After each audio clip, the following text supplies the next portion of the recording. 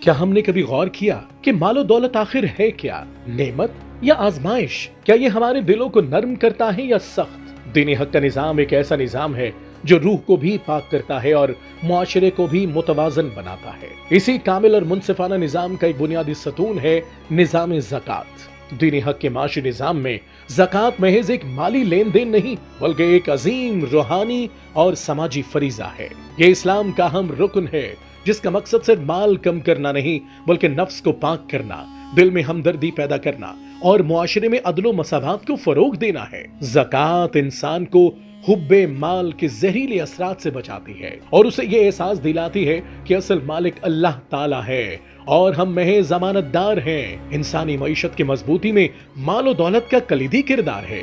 جس طرح جسم میں خون کی روانی میں ذرا سا خلل زندگی کو خطرے میں ڈال دیتا ہے، اسی طرح اگر دولت کی گردش منصفانہ نہ ہو تو معاشرہ عدم توازن، محرومی اور بے چینی کا شکار ہو جاتا ہے۔ دولت اگر چند ہاتھوں میں سمٹ جائے تو معاشرتی بگاڑ جنم لیتا ہے۔ اسی خطرے کے سدباب کے لیے اللہ تعالیٰ نے زکوٰۃ و صدقات کا بابرکت نظام عطا فرمایا تاکہ معاشرے کا ہر طبقہ زندگی کی بنیادی ضروریات سے محروم نہ رہے۔ قرآن کریم میں بار بار نماز کے ساتھ زکوٰۃ کا ذکر کیا گیا ہے جو اس فریضے کی غیر معمولی اہمیت کو ظاہر کرتا ہے۔ سورۃ البقرہ میں ارشاد ہوتا ہے کہ اللہ تعالیٰ زکوٰۃ کی ادائیگی کے ذریعے مال کو بڑھاتا ہے، یعنی جو شخص اللہ کی راہ میں دیتا ہے وہ در حقیقت گھٹاتا نہیں بلکہ بڑھاتا ہے۔ حضرت ابو ہریرہ رضی اللہ تعالیٰ عنہ سے روایت ہے کہ رسول اکرم صلی اللہ علیہ وآلہ وسلم نے فرمایا کہ جب تم اپنے مال کی زکوٰۃ ادا کر دیتے ہو تو تم نے اپنے مال کا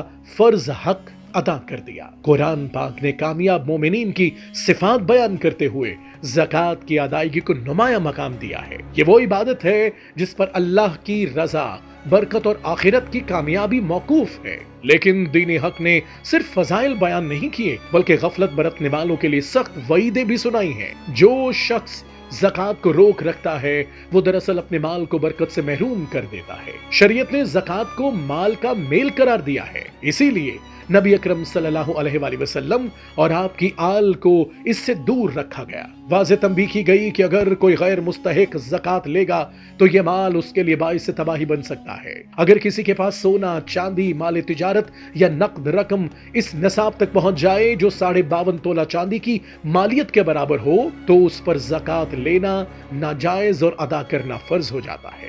آج ضرورت اس بات کی ہے کہ ہم دین حق کے نظام زکوٰۃ کو محض ایک رسمی ادائیگی نہ سمجھیں بلکہ اسے اپنے اجتماعی نظام کا مؤثر حصہ بنائیں۔ جب زکوٰۃ دیانت اور اخلاص کے ساتھ ادا کی جائے گی تو نہ صرف مال پاک ہوگا بلکہ دل بھی پاک ہوں گے، جبکہ معاشرہ استحکام اور فلاح کی راہ پر گامزن ہوگا۔ کیونکہ زکوٰۃ صرف دولت کی تقسیم کا نام نہیں، یہ دلوں کی تطہیر، معاشرتی عدل اور آخرت کی کامیابی کا راستہ ہے۔